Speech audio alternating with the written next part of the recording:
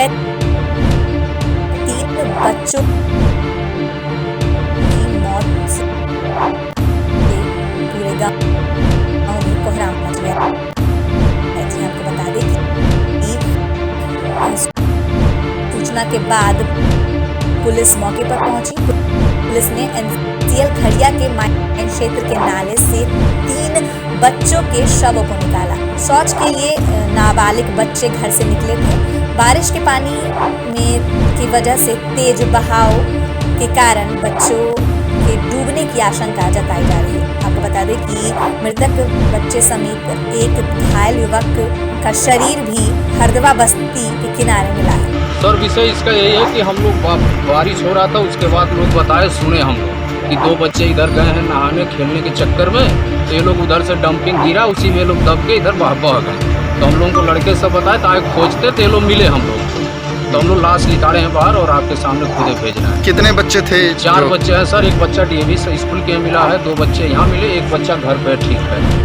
देवरिया जिले में एक ऐसा आयुर्वेद अस्पताल है जो कहने को 25 शैय्या का अस्पताल है, जो नगर के भागवतपुरम कॉलोनी में स्थित है। लेकिन अंदर जाने पर हकीकत कुछ और ही है, जो आप विजुअल्स के माध्यम से देख पा रहे हैं। अस्पताल में सामान बिखरे और बेतरतीब हालत में धूल फांक रही दवाएं दर्शाती हैं कि इस अस्पताल की हकीकत क्या है, जो बाहर 25 शैय्या अस्पताल लिखा हुआ है और आखिर उपलब्ध सिर्फ 2 बेड है। आपको बता दें कि प्रभारी ने स्वयं स्वीकार किया है कि केवल 2 बेड हैं, वो भी बिल्कुल जर्जर हालत में है। अगर किसी को यहाँ उपचार के लिए भर्ती भी कराया जाए तो उपचार नहीं हो पाएगा। क्षेत्रीय आयुर्वेदिक यूनानी अधिकारी डॉक्टर दिनेश कुमार चौरसिया से जब बात की गई तो उनका कहना है कि अस्पताल प्राइवेट मकान में चलता है, जगह कम होने की वजह से बेड खरीद लिया गया है, वह अभी पहुँचा दिया जाएगा। ऐसा है कि मैं जो अस्पताल 25 शैय्या का किराए के भवन में है, अब किराए के भवन में तो जगह कम है। अब उसके बाद जमीन के लिए DM सर से मिला गया है, लिखा गया है कि जमीन उपलब्ध कराएं तो शासन से पैसा बजट आ जाएगा, उसके बाद से वो भवन बन जाएगा, उसके बाद सारी व्यवस्था ऊपर कर दी जाएगी। स्थिति असरत ये मुझे यहाँ आए हुए अभी लगभग 1.5 साल हो गए हैं, तो उसके पहले से ही ये इसी हालत में मुझे मिली थी और इसके लिए हमने काफ़ी लेटर्स लिखा है अपने अधिकारी को और संज्ञान लेने के लिए भी कहा है, लेकिन अभी तक कोई कार्रवाई नहीं। उत्तर प्रदेश के बागपत में जिला पंचायत सदस्यों व उनके परिजनों के उत्पीड़न के विरोध में आज RLD कार्यकर्ताओं ने पुलिस अधीक्षक कार्यालय पर पहुंचकर जमकर हंगामा किया और कार्यालय का घेराव कर वहां धरना करने के लिए बैठ गए। SP ऑफिस में इनका घेराव किया। तमाम दोनों पार्टी, हमारी समाजवादी पार्टी भी और तमाम किसान संगठन है, उन्होंने भी राष्ट्रीय लोकदल को इसमें जो है सहयोग करने का काम किया।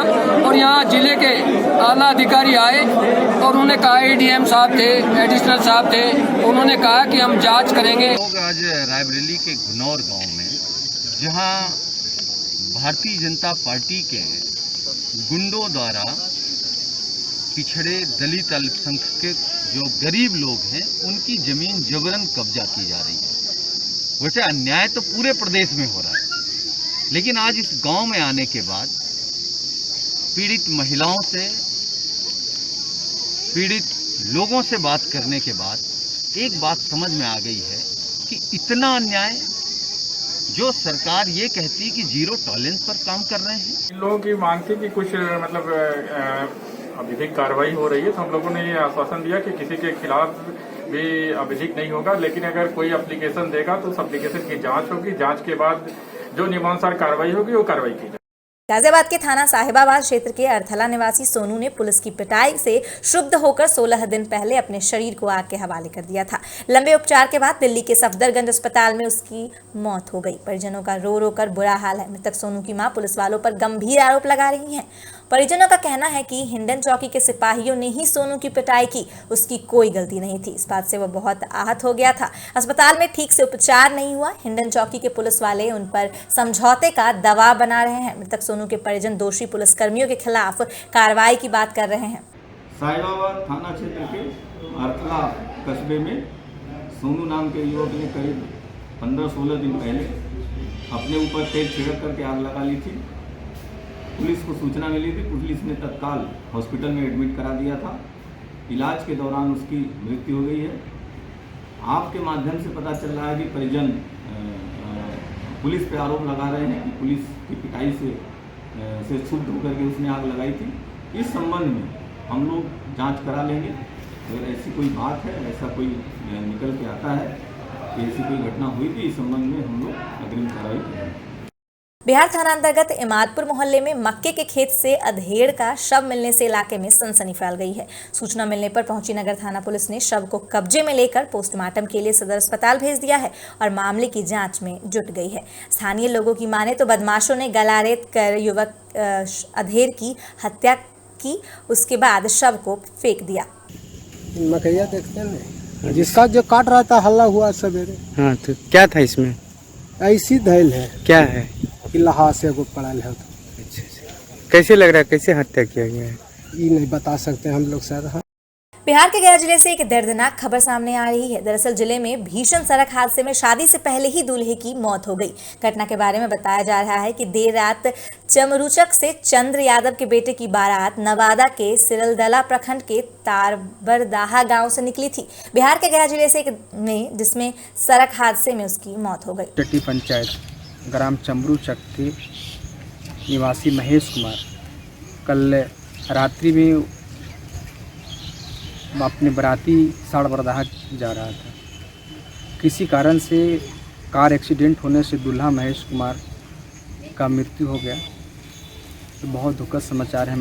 मुझे सूचना मिलते ही मैं उनके परिवार और मिले और मिलकर मेरी संवेदना पूरे परिवार के साथ है और थाना प्रभारी फतेहपुर और सिरदला प्रभारी से बात करके उनके पोस्टमार्टम के लिए बात की है, ताकि जो बूढ़ी माँ बाप हैं उनकी सहारा के लिए कुछ सरकार से मुआवजा मिल सके। भाजपा सरकार में 4 सालों तक त्रिवेंद्र सिंह रावत का काशीपुर पहुंचने पर कार्यकर्ताओं ने स्वागत किया।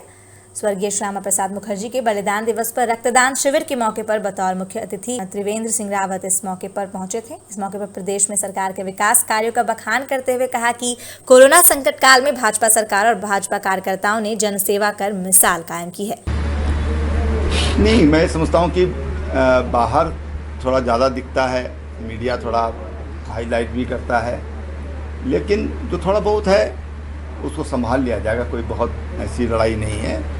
थोड़ा मतभिन्नता हो सकती है, लेकिन इसका मतलब ये नहीं है कि पार्टी के अंदर आपस में कोई इस तरह की लड़ाई है। तो ये सब संभलने योग्य है। तो नेतृत्व परिवर्तन की आवश्यकता क्यों पड़ी फिर 1 साल के लिए?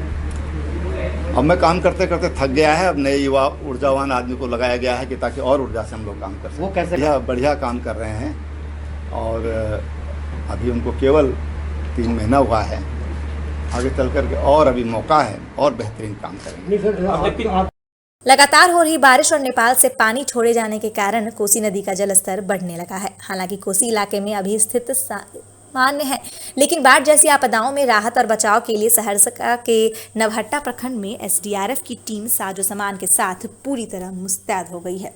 बाढ़ से पहले SI Akhilesh Kumar SDRF team बाढ़ से पूर्व तैयारी है कि हम लोग बोट और ओबीएम को तैयार करते हैं। यदि कोई भी कमी बेसी है तो उसको पूरा करते हैं, रिपेयर करते हैं और हम बाढ़ के लिए तैयार हो जाते हैं। कितने इक्विपमेंट है, कितने सिपाही आप लोग? हमारे पास 8 ओबीएम, 8 बोट, 90 लाइफ जैकेट, 32 सदस्य टीम है। इसके लिए हम लोग बाढ़ से कोई भी बाढ़ आता है तो हम उसके लिए तैयार हैं। कभी भी बाढ़ आती है, सूचना मिलने पर हम जो गांव डूब रहा है या जो व्यक्ति डूब रहा है उसको सुरक्षित स्थान पर निकालने के लिए हम लोग तत्पर हैं। कोरोना गाइडलाइन को लेकर क्या? कोरोना के लिए हम लोग के पास में face mask, face shield, hand gloves, sanitise प्राप्त है। पूरी तरह से आप लोग पूरी तरह से हम लोग। बिहार सहित जिले में पिछले दिनों लगातार हुई बारिश से रहुई प्रखंड के मथुरापुर गांव के पहियारा खंधे के पास पंचाने नदी का टूटे तटबंध की वजह से रहुई के आधा दर्जन गांव के खंधे में कमर भर से ज्यादा पानी हो गया है। रविवार की रात नदी का तटबंध करीब 100 फीट टूट गया है। पानी की तबाही का मंजर यह है कि बासक सैदी गांव में लगभग घरों में पानी घुस चुका है। कुछ लोग अपने घरों के छतों पर आशियाना बनाए हुए हैं, वहीं कुछ लोग बगल के स्कूल में तो कई लोग दूसरों के घरों में शरण लेने को मजबूर हैं। बगल पानी घिरा हुआ है और आने जाने में बहुत जनता की कठिनाई झेलना पड़ता है। कल तो हम लोग के तबाही कर दिए यहाँ के ग्रामीण जनता के। भाई मुखिया जी नाई मुहैया करावे। अभी गांव में क्या स्थिति है पानी का? अभी पानी का स्थिति माने उधर से तो बढ़िया रहा है। अभी दिक्कत तो है सर कि पानी आता है हर समय अथी करता है और उसका बाद भी कहते हैं कि हम आते हैं तो बना देते हैं, कर देंगे, जब आप लोग हदियाइए नहीं आते हैं चल जाते हैं तो फिर भुला जाते हैं, कहते हैं कि हम है ही नहीं। काशीपुर में लंबे समय से चले आ रहे देह व्यापार पर जबरदस्त चोट पहुंचाते हुए पुलिस ने सेक्स रैकेट का भंडाफोड़ किया है। पुलिस ने एक मकान पर छापा मारकर महिलाओं और पुरुषों को आपत्तिजनक स्थिति में पकड़ा है। पुलिस ने आरोपियों के खिलाफ केस दर्ज कर लिया है। पुलिस ने मौके से 2000 रुपए की नकदी और आपत्तिजनक वस्तुएं भी बरामद की है। देखिए, ये टांडा उद्यान क्षेत्र में एक ढकिया गुलाबों में छीना फॉर्म पड़ता है, तो वहाँ से पहले भी कुछ सूचनाएं प्राप्त हो रही थी कि कुछ लोगों के द्वारा वहाँ जो है अनैतिक व्यापार का धंधा किया जा रहा है। तो इसी संबंध में कल हमारे एएसपी काशीपुर महोदय द्वारा अपनी टीम के साथ दबिश दी गई और वहाँ पर जो है दबिश के दौरान ये अनैतिक व्यापार का धंधा होना पाया गया।